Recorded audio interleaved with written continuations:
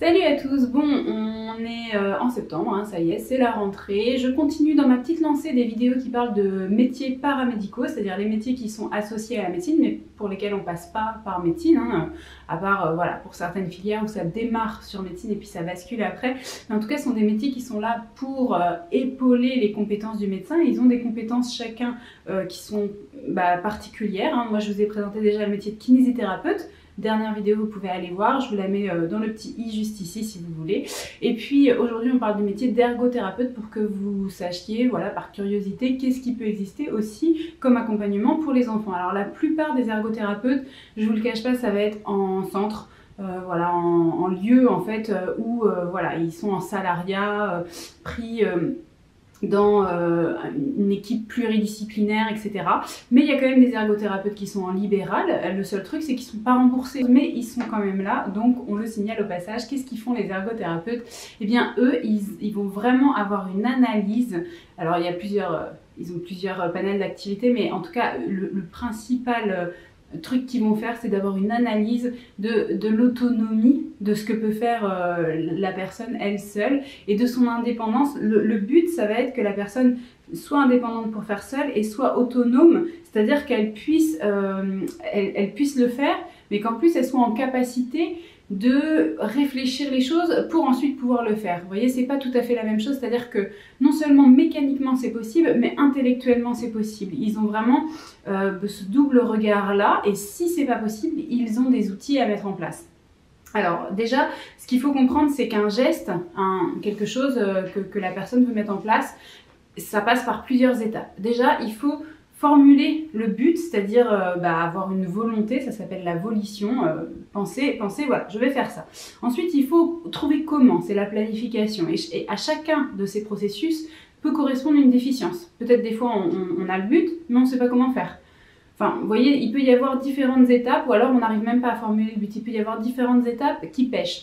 Ensuite, il va falloir être capable de mettre en œuvre son action, hein, une fois qu'on sait comment faire. Est-ce qu'on est capable de faire une exécution de ce qu'on avait prévu et de ce qu'on avait pensé, de ce qu'on avait organisé dans sa tête? Est-ce qu'on a l'exécution? Est-ce qu'on a le mouvement? Et ensuite, une fois qu'on a fait tout ça, est-ce que ça marche? Est-ce qu'il y a une bonne vérification derrière? Est-ce que notre mouvement a été opérationnel? Et là, à ce moment-là, il faut avoir une espèce d'analyse de ce qu'on a fait. Et là, c'est pareil, ça demande aussi des compétences cognitives. Donc tout ça, c'est un peu les fonctions exécutives dont je vous ai déjà parlé sur la chaîne. Pour rappel, les fonctions exécutives, ça va être tout ce qui participe au contrôle cognitif et comportemental pour obtenir quelque chose. Donc eux, par exemple, ont un test qui va peut-être vous parler un petit peu plus que tout ce que je dis là, c'est de donner une recette de gâteau au chocolat et de voir si la personne s'en sort. Donc ça permet quand même de voir, d'observer différentes éventuelles déficiences si jamais on n'est pas capable voilà, de s'organiser, de faire certains gestes ou de s'adapter si finalement on voit qu'il y a des choses à ajuster, vous voyez. Mais il n'y a pas que ça comme test, hein. Il y a aussi des tests de mise en situation qui s'appelle par exemple un qui s'appelle le test des errances multiples, qui consiste à aller quelque part, à avoir différentes choses à faire pour pouvoir aboutir à une finalité du style, je vous donne un exemple, mais du style je dois sortir de chez moi, je dois prendre un bus, je dois aller à tel endroit, je dois retrouver telle adresse, etc. C'est des choses de la vraie vie, mais eux en fait, la grosse différence qu'ils vont avoir par exemple avec les neuropsychologues, c'est qu'ils vont observer la personne dans un milieu réel. C'est pas dans un milieu protégé avec des choses très cadrées, très ciblées, comme le neuropsy qui va vraiment essayer de voir, ok, alors ça, cette compétence tu l'as, mais dissociée.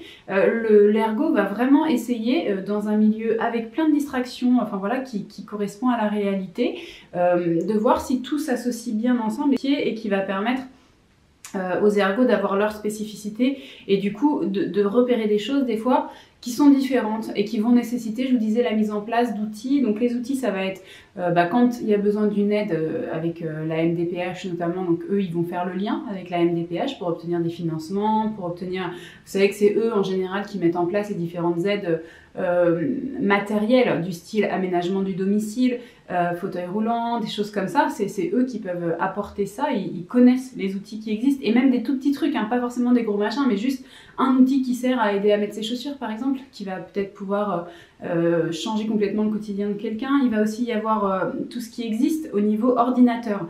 Ça va les dissocier de ce que font un petit peu les orthophonistes, même si les orthophonistes connaissent forcément, mais les orthophonistes, je vais vous en parler dans la prochaine vidéo, ne travaillent pas spécifiquement l'outillage de leurs patients.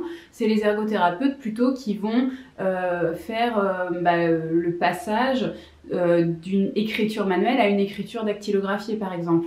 Ça va être aussi elles qui vont éventuellement trouver des moyens par image ou par petits logos, etc., de communication un peu alternatifs. Même si ça peut être des choses qui sont partagées avec les orthophonistes, on est d'accord, mais en tout cas, tout ce qui est plutôt matériel, ça va être, faut garder en tête que ça va être plutôt du côté des ergots. Ils vont pouvoir aussi, au sein d'un domicile, mettre des repères visuels, des choses qui vont aider la personne à s'en sortir. Par exemple, des petits pictogrammes qui vont expliquer quand je me lève les différentes choses que je dois faire. Quand l'enfant par exemple est un peu perdu, il n'arrive pas à s'organiser, il aura ce petit support. C'est des choses qu'on fait des fois en tant que parents pour aider les enfants les plus petits à s'organiser au début, mais là du coup c'est avec des enfants un petit peu plus âgés qui n'ont toujours pas cette structure mentale et que les ergots accompagnent pour qu'ils puissent quand même avoir ce que je disais au début, de l'autonomie et de l'indépendance.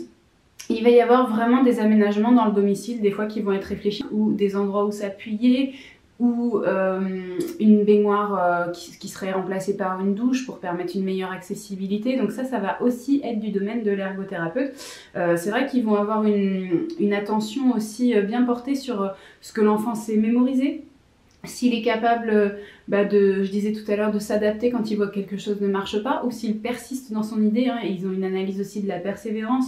Ils voient aussi si ils sont organisés donc, dans leurs tâches ou dans leurs gestes, tout ça dans plein de secteurs, donc dans les déplacements, dans la communication, dans les divertissements. C'est important aussi que l'enfant puisse avoir ses divertissements et de l'autonomie et de l'indépendance dans ses divertissements, dans sa scolarité et dans tous ses actes de la vie quotidienne. Voilà, donc en gros, les ergothérapeutes font en sorte que dans notre quotidien, enfin dans le quotidien de l'enfant, il y ait le plus d'aide possible pour lui permettre de se débrouiller. Après, je disais, donc en libéral, ils ne sont pas remboursés, mais il y a quand même quelque chose qui existe pour certains enfants qui s'appelle l'AEH, qui peut parfois financer un petit peu.